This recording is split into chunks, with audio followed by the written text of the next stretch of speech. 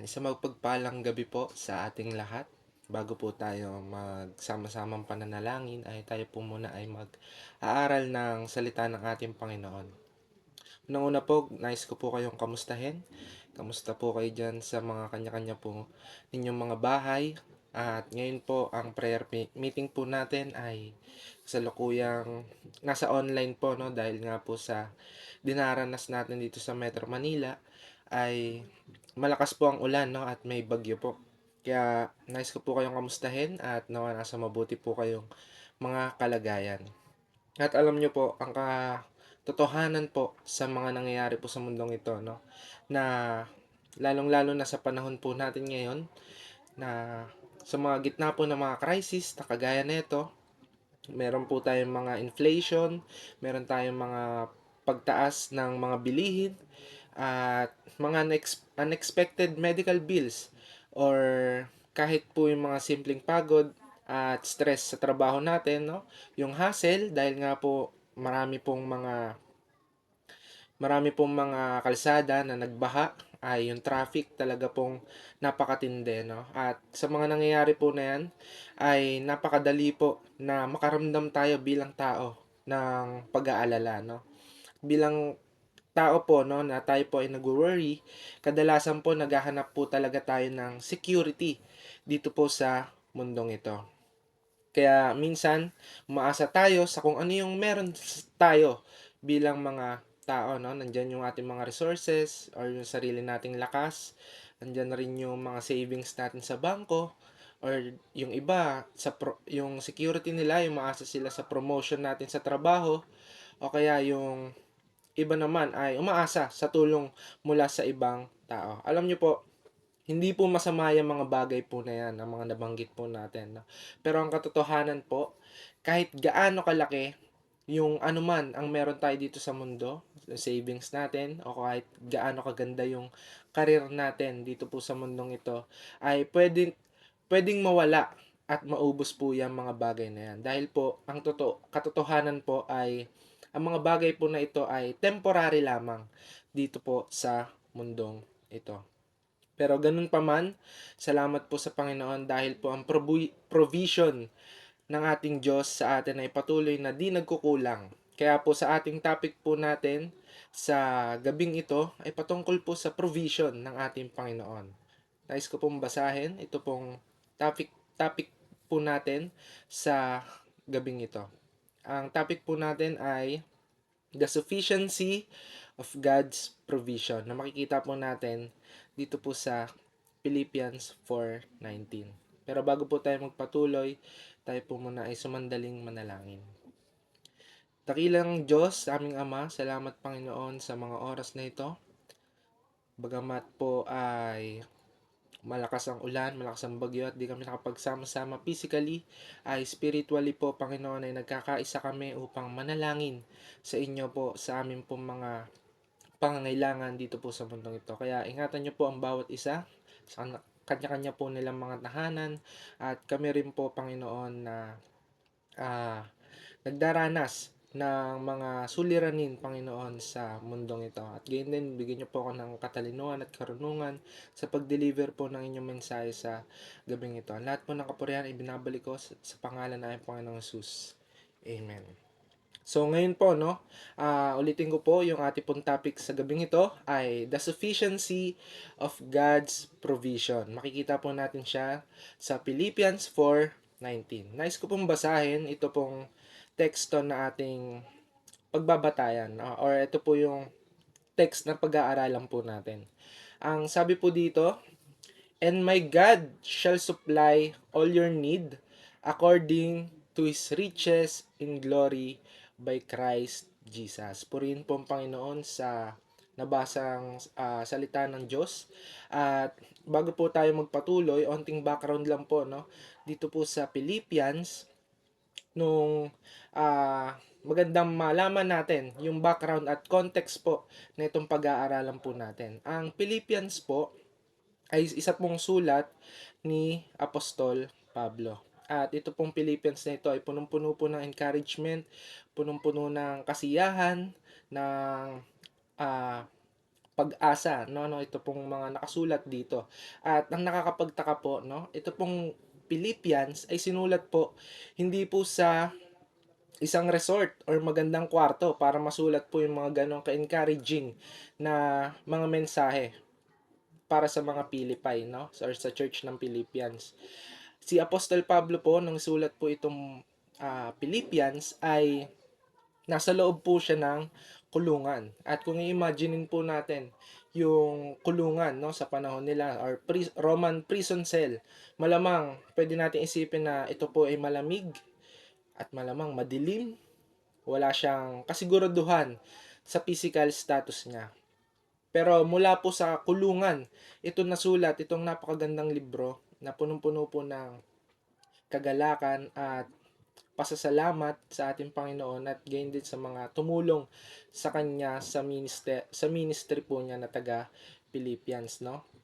At bagamat nasa ganung kalagayan si Apostol Pablo ay nakaka bless ito pong sulat po na ito. Ito po yung basahin ko po ulit. Ito po yung teksto natin. And my God shall supply all your need according to His riches in glory by Christ Jesus. So, kukuha po tayo dito ng 3 puntos sa verse po na ito.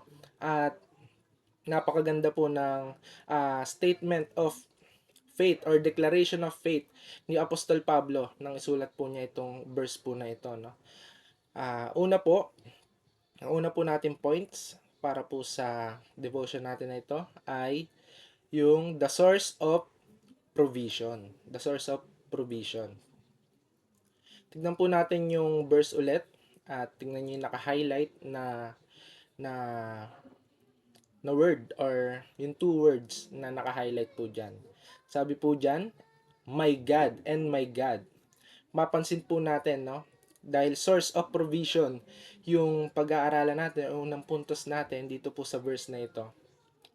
Mapapansin po ninyo dyan, no? Yung pag-angkin or pag uh, testify ni Apostol Pablo kung sino po yung pinagmumulan ng kanya pong provision. Hindi po sinabi dyan ni Apostol Pablo, and my bank account or my network of friends will sustain me. Hindi po yun yung sinabi niya, no? Ang sabi po niya dyan, my God.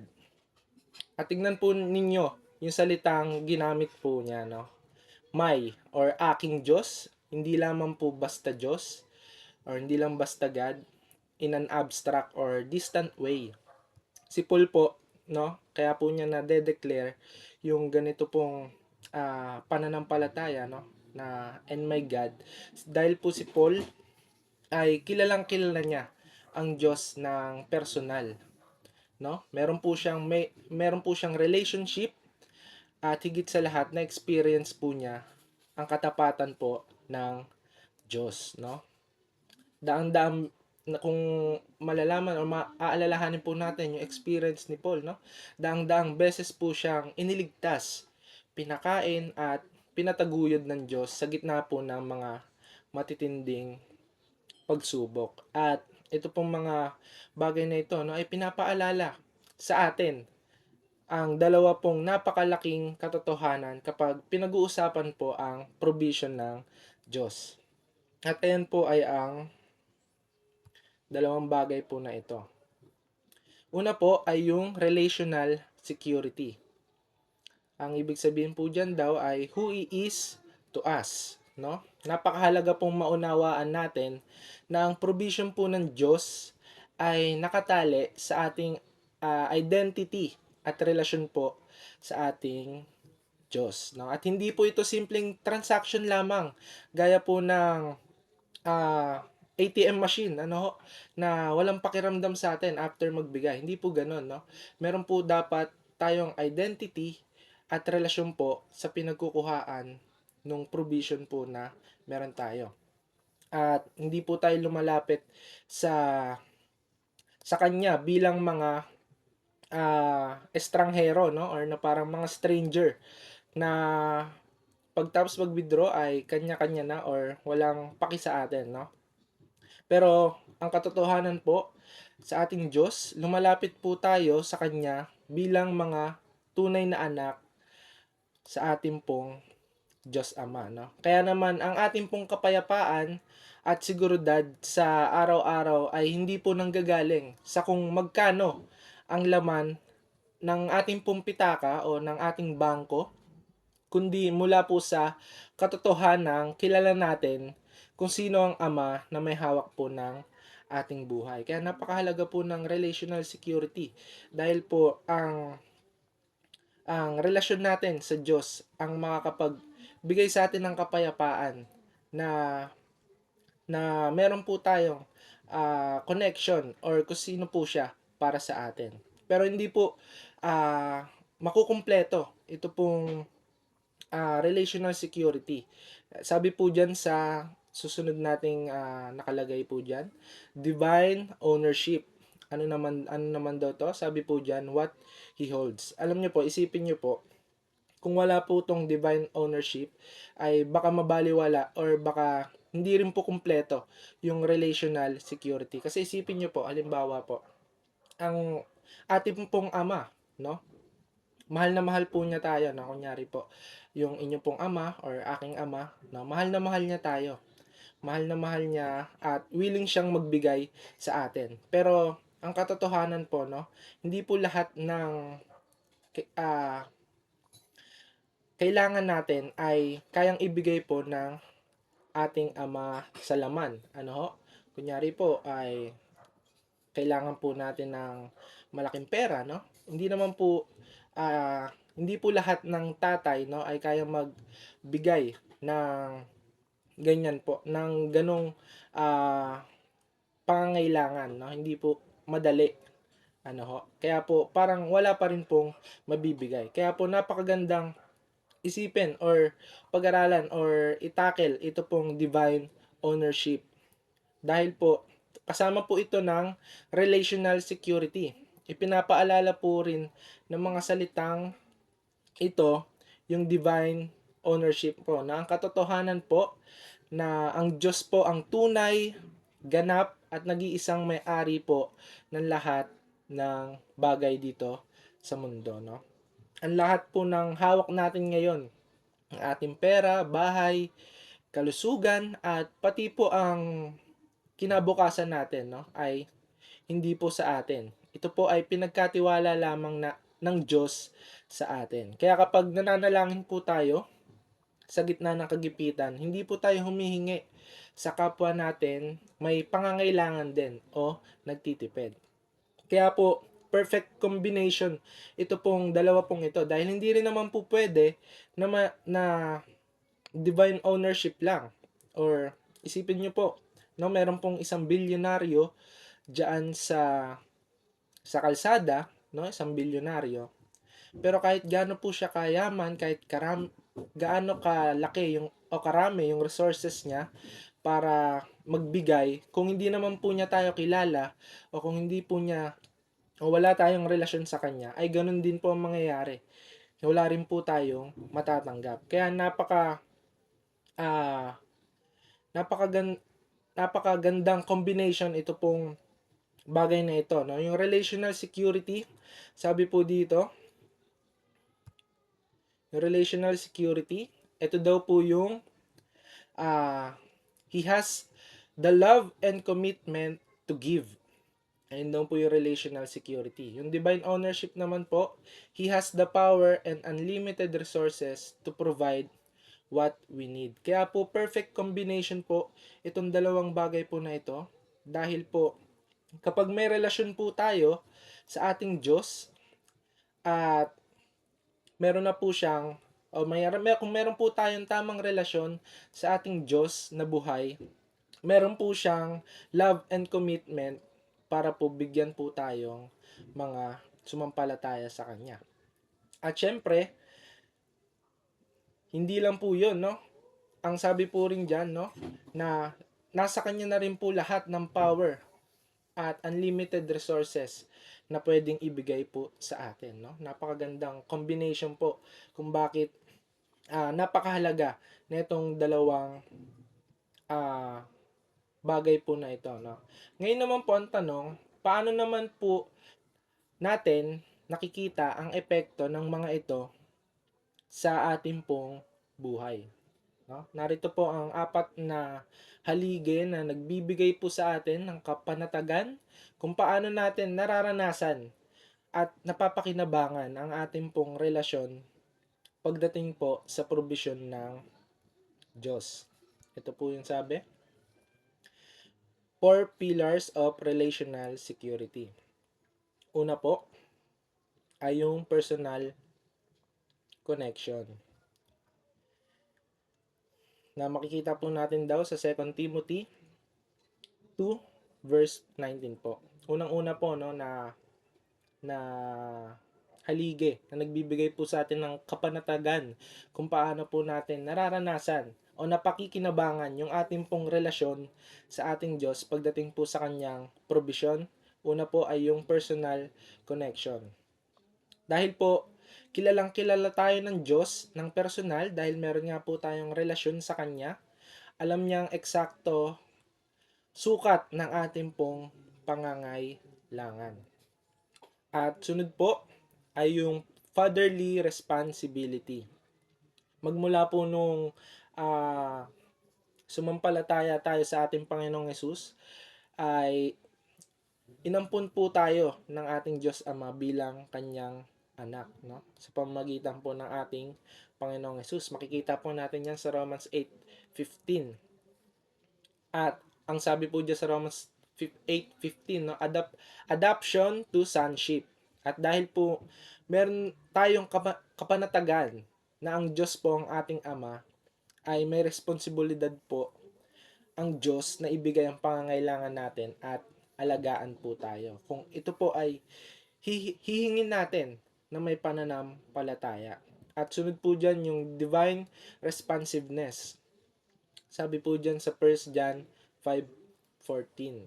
Isa daw po ito, no? Ito po yung pangatlong nagbibigay, nahaligi na nagbibigay sa atin ng kapanatagan kung paano po natin nararanasan at napapakinabangan ang ating pong relasyon pagdating po sa provision ng ating Diyos. Divine responsiveness. Naririnig at sinasagot po niya ang ating pong mga panalangin dahil may relasyon na tayo sa ating Diyos sa pamamagitan ng ating Panginoong Hesus. Meron na po tayong open line para po makadirect sa ating pong Diyos Ama. At higit sa lahat po ay ito pong huli, itong total care. Inaalagaan po tayo ng Diyos ng buo nating pagkatao. Hindi lang po yung pangangailangan natin sa financial, kundi pati yung kapayapaan sa ating puso at espiritu ng mga problema at alalahanin na meron dito sa mundo. So, ayan po yung mga apat na haligi, no?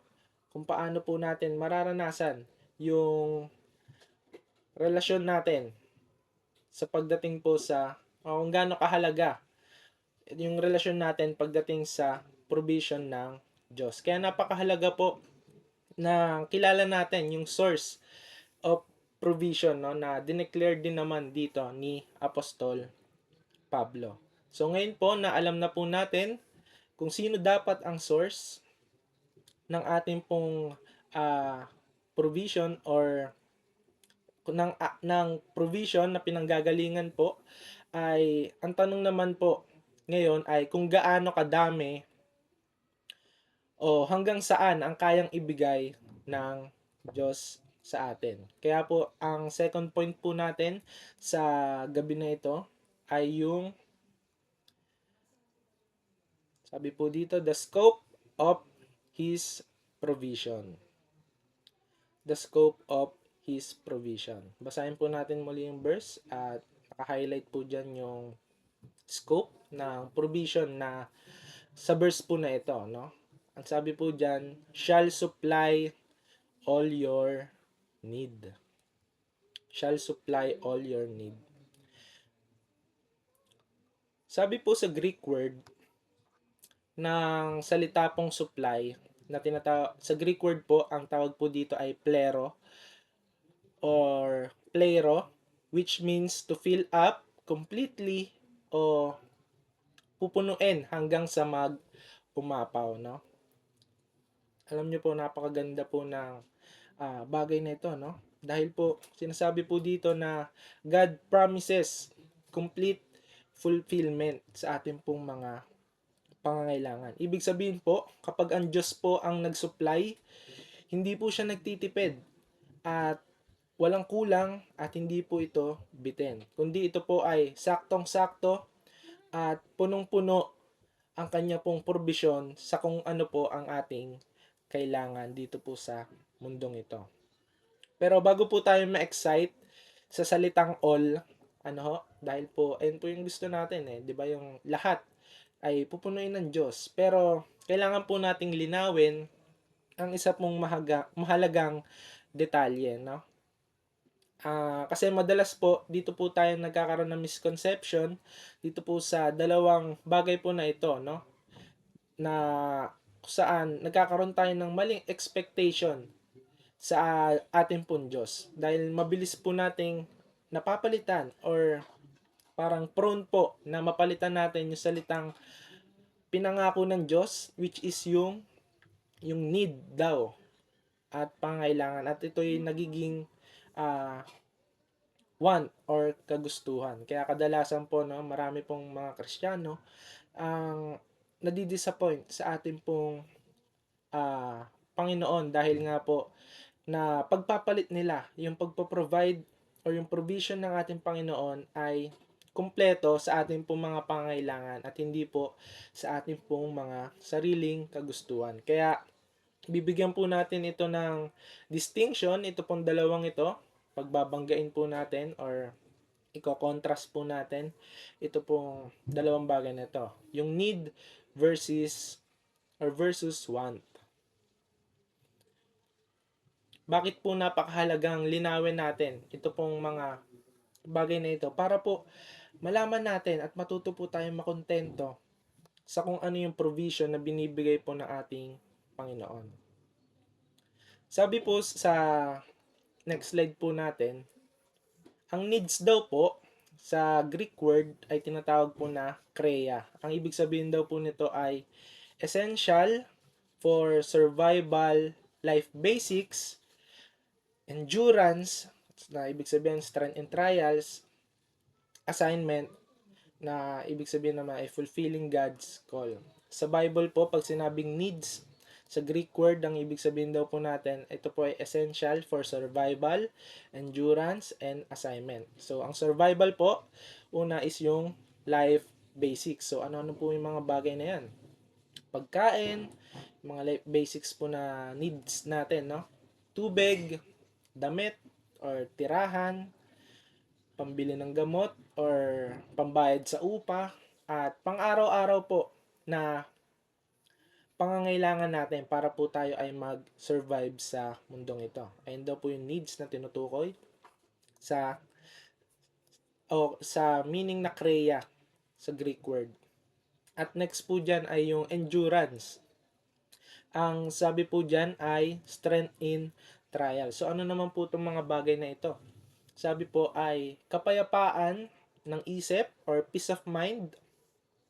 At sunod yung lakas ng loob at mahabang pasensya, karunungan po sa pagdedesisyon at tamang emosyon na suporta or emotional support or emotion support sa mula po sa pamilya o sa kaibigan or sa mga malapit po sa atin. Ayun daw po yung mga needs na kailangan natin para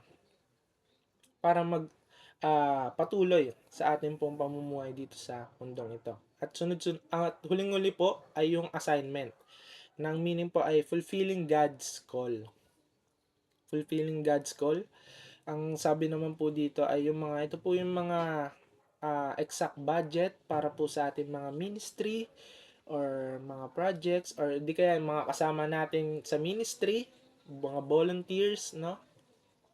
At sa mga kagamitan or mga tumutulong sa atin kung paano natin ma-fulfill yung ministry po natin sa para po papurihan ng ating Panginoon. At nandiyan po yung mga connection sa tamang tao at yung mga skills at talento po natin. So ayun daw po yung ibig sabihin ng needs pag sinabi po sa Bible. Nang ibig sabihin po sa Greek ay krea. Ngayon, puntahan naman po natin ito pong meaning ng wants. Sabi naman po dito, ang wants daw po ay kadalasan driven by comfort, pride, or pressure. Sabi po ni paring Google na ang wants daw po are things you would like to have but you can live without them. Ang wants daw po ay ito po yung mga gusto nating makuha or mapasa atin. Pero mabubuhay or hindi naman tayo mamamatay kung wala po itong mga bagay na ito, no? At ayan po yung ibig sabihin ng wants. Kaya nakita nyo po yung difference sa dalawa. Yung needs po, ito po yung mga kailangan natin para mag-survive at magpatuloy dito po sa mundong ito. Ang wants naman daw po, ito po yung mga bagay na gusto lang nating makuha pero hindi naman natin kawalan kung hindi po natin ito makukuha. Kaya napakaganda pong i-differentiate ito pong bagay na to para hindi po tayo maligaw or hindi po tayo magtampo sa ating Panginoon pag hindi po sinasagot ng ating Panginoon. Dahil po ang sabi po dito sa ating next slide, God's delay or denial of your wants is often His protection over your heart. Kadalasan daw po, yung mga delay and rejection or no na sa prayer po natin na gusto nating makuha or mangyari is often, minsan daw po, ito po ay protection para po ito po ay protection over your heart. Kaya po, ang matututunan po natin sa mga bagay na ito, na yung kahalagahan ng spiritual satisfaction, no? Dahil po, kung punong-puno po ang ating spiritual na buhay or busog na busog po ang ating spiritual na buhay, natututo po tayong makontento. At sa tulong po nitong spiritual satisfaction, no? Dahil pag ang spiritual na buhay po natin or ang spiritual na laman na katawan po natin ay satisfy, ay dito po tayo natututong makontento. Dahil po kapag busog po ito, busog po ang ating espiritu na nanggagaling po kay Kristo, ay hindi po tayo magugutom sa mga panlabas na bagay o sa mga panandaliang inaalok ng mundo pong ito. Ibig sabihin po, kung busog or meron po tayo sa spiritual satisfaction, ito daw po yung tutulong sa atin para hindi po tayo maging greed or hindi po tayo maging gutom sa mga bagay po na temporary na inaalok po ng mundo pong ito. At basahin po natin ito pong verse na ito sa 2 Corinthians chapter 9 verse 8. Sabi po dito, "And God is able to make all grace abound toward you, that you, always having all sufficiency in all things, may have an abundance for every good work." Pansinin po natin yung paulit-ulit na sinabi ni Apostol Paul, no? Sabi po diyan, all grace, always, all sufficiency, and all things, at every good work. Ngayon, bakit po tayo binibigyan ng Diyos ng sapat? Hindi lang po para tayo po ay mag-survive. At hindi po lalo na para po sa ating pong sariling pag-iipon or sariling selfish accumulation. Bagkus ang sabi po dyan na nasa baba, ang provision daw po ng Panginoon ay may purpose.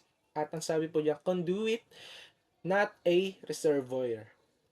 Binibigyan po tayo ng Diyos ng sapat para maging daluyan po tayo ng pagpapala para sa iba. Ang provision po ng Diyos ay hindi po dapat natatapos sa atin. Dapat ito po ay dumadaloy sa pamamagitan natin patungo po sa iba. Huwag po natin nahayaan na ang pagpapala po ng Diyos ay maputol or tumigil sa atin.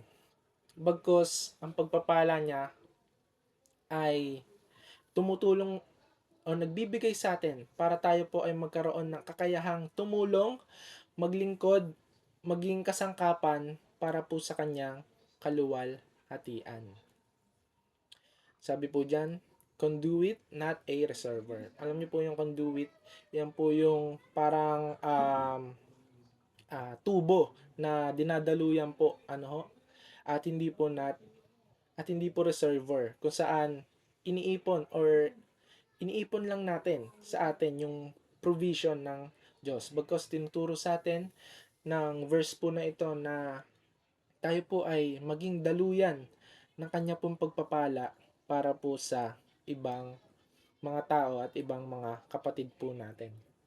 At ngayon po, nakita po natin kung sino, una is yung source, at yung pangalawa po, ano yung binibigay niya.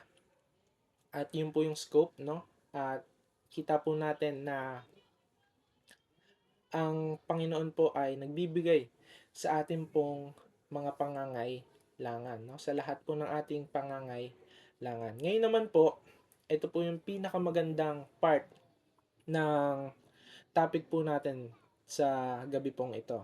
Ay ano naman po yung standard o sukat ng kanya pong pagbibigay. Kung na kanina, yung unang point natin ay kung sino ang source. At pangalawa, ano naman yung ibinibigay niya. Ngayon naman po, ano naman po yung standard or sukat ng kanya pong pagbibigay. Kaya po ang topic po natin ang pangatlong point po natin sa gabi pong ito ay ito pong the standard of His provision.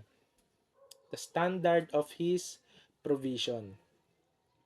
Makikita po natin dyan sa ating verse. Sabi po dyan, according, yung naka-bold, according to His riches in glory by Christ Jesus. Ito na po, dumating na po tayo sa huli at marahil sa pinaka nakakamanghang bahagi ng ating pong talata sa gabi pong ito, no? Alam na natin po yung source ay ang ating personal na Diyos or personal na Ama, God the Father. At alam na din po natin yung scope ng kanyang binibigay. At ito po yung ating mga tunay na pangangailangan. Pero ito po ang magbabago. Ito pong pangatlong point natin ang magbabago sa level ng pananampalataya natin, no? Dahil dito po natin makikita kung gaano kalaki ang sukat o timbangan ng pagbibigay ng Diyos. Kapag nagbigay po ba ang Diyos, nagtitipid po ba siya o nag-aalangan ba siya? Tignan po natin. Sabi po diyan, according to His riches in glory by Christ Jesus. Dito natin makikita na ang sukat po ng provision ng ating Panginoon ay hindi po nakatali sa liit po ng problema natin, kundi sa laki ng kanyang kayamanan sa langit. So, ngayon po, meron po tayong distinction ulit. Ito naman po sa next slide po natin. Sabi po dyan, the distinction in giving. Alam niyo po, napakagandang term yung ginamit po sa verse po na ito, no? Sabi po diyan according or ayon sa yaman. Meron pong kaibahan ang out of tsaka according. Hindi po ginamit ni Apostol Pablo yung out of, no? Mula sa yaman. Ang ginamit po niya ay according to or ayon sa yaman. Ngayon, bibigyan po natin ito ng distinction upang mas ma-appreciate natin or makita natin kung ano ba yung standard ng pagbibigay ng ating Panginoon sa atin. Una po, ang out of or mula sa yaman, ito daw po ay giving fraction of what you own. A pittance. Sabi po dyan, kapag ang isang tao daw po ay nagbigay ah, ng out of his resources or out of his riches, ang ibig sabihin lang po nito ay nanggagaling po sa kanya ang ibinigay. Pero hindi po ito na sinusukat kung gaano kalaki ang ibinigay kumpara sa kabuang kakayahan o yaman niya. Pwedeng napakayamang tao po nung nagbigay, pero napakaliit naman o katiting lang yung binigay niya kumpara sa pag-aari po. Kumbaga kung kumpara sa pag-aari na meron siya. Halimbawa po, meron pong billionaire diyan ulit, no, na magbibigay, pero binigyan po niya yung isang tao ng 1,000 or 500, no? Nagbigay po siya, yes, and galing po yun sa kanya, pero maliit lang po na bahagi yung kanya pong ibinigay sa tao. Ano po? Kaya ano po ang kaibahan nito? Ang sabi naman po dito sa according to or ayon sa yaman, ito po ay giving in proportion to the total wealth available. It's an abundance. Ito daw po yung kapag nagbibigay o kaya kapag ang pagbibigay daw po ay according to his resources, ang sukat po na ibinibigay ay tumatapat at tumutugma sa kabuuang sukat ng kanya pong kakayahan at yaman. Ibig sabihin po, ang halaga at lakas ng probisyon ay direktang sumasalamin sa dakilang antas ng kabuuang yaman ng kanya pong pagbibigay. Ibig sabihin po, kung ano po yung ibibigay niya ay hindi yung kayamanan na meron siya. Kaya po according or ayon sa yaman. Ka-level po ng kayamanan niya yung ibibigay sa or sa pagbibigyan niya. Kapag nagbibigay daw po ng according to, ka-level ng meron siya yung kanya pong ibibigay. Kaya napakadakila po ng pamantayan ng Diyos. Hindi po siya nagbibigay ng patak-patak or kaunti na nagbibigay po siya ayon sa kanya pong yaman at ayon po sa kanyang kaluwalhatian. Pero pwede nating itanong, no, na sino naman yung or paano naman nakakabit ang isang tulad natin, no, na makasalanan, na may pagkukulang, na mahina at hindi perpekto. Paano tayo nakaka-connect sa hindi po nauubos na yaman ng langit? Ito po ang susi natin na hindi po natin pwedeng kalimutan. Ang lahat po ng kayamanan na ito ay dumadaloy lamang po sa pamamagitan ng isang tanging daluyan. At yan po ay walang iba kundi po ang ating Panginoong Jesus. Ayan. Kaya napakahalaga po ng ating Panginoong Jesus sa buhay po natin. Kung wala ka pa pong relasyon, tamang relasyon, or hindi mo pa tinatanggap ang ating Panginoong Jesus bilang sariling tagapagligtas, ay malaki pong kawalan at malaki pong problema po yan bilang isang tao. Kaya napakahalaga ng ating Panginoong Hesus sa buhay natin, tanggapin natin siya bilang sariling tagapagligtas ng ating pong buhay. Dahil ito po yung mga benefits na makukuha natin pag nasa atin na po ang ating Panginoong Hesus. Sabi po dito, Christ is the divine access point.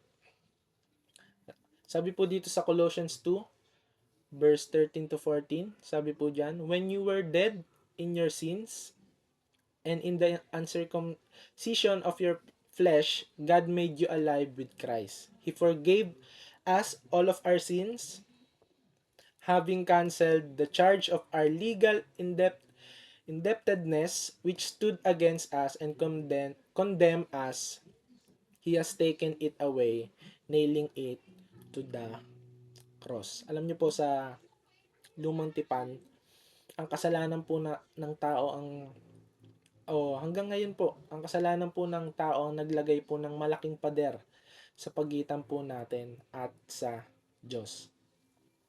Wala po tayong karapatan o access sa kanya pong pabor at yaman, no? Pero dahil po sa ating Panginoong Hesus, sabi po diyan sa verse na binasa natin, ginawa daw tayong buhay. Pinatawad yung ating mga kasalanan at binura yung ating mga utang, pagkakautang dahil po sa ating mga kasalanan. At inalis daw po at kinuha ng ating Panginoon to kasama at pinako kasama po niya. No? Kaya po nagkaroon ng access tayo bilang mga tao sa ating pong Diyos Ama. Dahil po sa ginawa ng ating Panginoong Hesus sa krus ng Kalbaryo at sa kanya pong muling pagkabuhay, pinalaya po tayo. Pinalaya po tayo nito mula po sa ating pagkukulang, pagkakautang at winasak po yung pader na nakaharang na na haharang sa relasyon at access natin sa ating Panginoon. Sabi nga po diyan sa baba, cross of Christ destroyed the wall of sin and death. Kaya napakaganda po po. At hindi lang po diyan nagtatapos yung ginawa po ng ating Panginoong Hesus. Hindi lang po niya tayo binigyan ng access sa ating Diyos Ama, bagkus ito po ang sabi dito, ginawa rin po tayong tagapagmana ng kayamanan na nasa langit. Tayo po ay co-heirs with Christ. Sabi po dito sa Romans 8:16 verse 17, the Spirit Himself testifies with our spirit that we are God's children. Now, if we are children, then we are heirs of God and co-heirs with Christ. If needed, we share in His sufferings in order that we may also share in His glory. Hindi po ibinubuhos ng Diyos yung kanya pong biyaya separately na paraan. Hindi po ganun. Ibinubuhos po ng Diyos Ama ang kanya pong biyaya sa pamamagitan po ng ating Panginoong Jesus. Dahil kung wala po si Jesus, hindi po aabot at hindi po tayo magkakaroon ng mana sa langit. Pero dahil po ngayon ay kung ikaw po ay sumampalataya na sa ating Panginoong Jesus, ngayon po ay natanggap na natin yung kanya pong mga pagpapala at kanya mga pangako. Tayo po ay naging tagapagmana ng ating pong tagapagmana ng kayamanan po na nagiintay po sa atin sa langit. Sabi po dyan sa nasa baba, Jesus is the sole channel of heaven's abundance. Ngayon, titignan po natin yung dalawang spiritual status na meron po ang tao. Una po dyan is yung separate in Christ. Ano daw po yung mga nakapaloob dyan? Kung tayo po ay hiwalay sa ating Panginoong Hesus o wala tayong tamang relasyon sa ating Panginoong Hesus, sabi po dyan, tayo daw ay spiritually bankrupt. Spiritually bankrupt. Sunod po ay hopeless. At higit sa lahat, ito po yung pinakamabigat, no?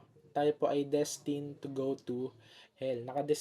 Naka-destiny po tayo na mahulog sa impyerno. Pero napakabuti po ng ating Diyos, no? Dahil hindi po diyan natapos yung ating pong buhay. Dahil binigay po niya kaisa-isa niyang anak para po iligtas ang ating pong mga kaluluwa. Kaya ito po yung isang status. Kung ikaw naman po ay nasa ating Panginoong Hesus, tinanggap mo na siya at may tamang relasyon ka na sa ating Panginoong Hesus, ito daw po yung benefits na makukuha natin. Spiritually wealthy. Tayo po ay mayaman na spiritually. Bakit po? Dahil tayo po ay tagapagmana na ng kayamanan na nasa langit. At hindi lang po 'yon, no? Sabi po diyan, tayo din po daw ay filled with hope dahil po ang ating Panginoong Hesus ay nasa atin na tayo po ay naghihintay ng muli niyang pagbabalik or yung tinatawag na rapture para makasama na natin siya personally at mapalitan na po ito pong katawan natin na nasisira at na at hindi po or temporary lang. At higit sa lahat, ito po ay yung tayo po ay destined for glory. Kapag ikaw po ay nasa ating Panginoong Yesus, ang glory na tatanggapin ng ating Panginoong Yesus ay matatanggap din po natin dahil po tayo ay sa Kanya na. Kaya napakaganda po ng topic po ng topic po natin sa umagang ito, no, ng Panginoong Hesus ang pinakakailangan ng bawat tao, no. Kaya problema po natin ay napakaliit kumpara sa kung ano po yung kayang gawin at ibigay ng Diyos, no. Dahil po limitado ang ating imahinasyon o nakikita o nararanasan, pero ang kapangyarihan po ng Diyos na kumikilos sa loob natin ay walang hanggan. Ang limitasyon po ng buhay natin ay hindi po ang kakayahan ng Diyos, kundi ito po ay ang sukat ng ating pong pananampalataya. Kaya po para po sa ating conclusion ay ngayong gabi po sa topic po natin na ito, tayo po ay inaanyayahan ng Diyos na lumapit sa Kanya with confidence at ipagkatiwala natin yung ating pong mga alalahanin, ang ating pong mga takot at lalong-lalo na yung ating pong mga pangangailangan. Ang Diyos po na meron tayo, na Ama rin natin, ay hindi po madamot at hindi po nalulugi at kailanman hindi po nagkukulang sa atin. Kaya po, siya ang ating probisyon sa araw-araw at sa lahat po ng mga bagay dito sa mundong ito. At muli, ang topic po natin ay the sufficiency of God's provision. Ang kanya pong provision ay sapat kahapon, sapat po ngayon, at sapat siya magpakailanman. Purihin po ang Panginoon sa mensahe po niya sa gabi po natin ito.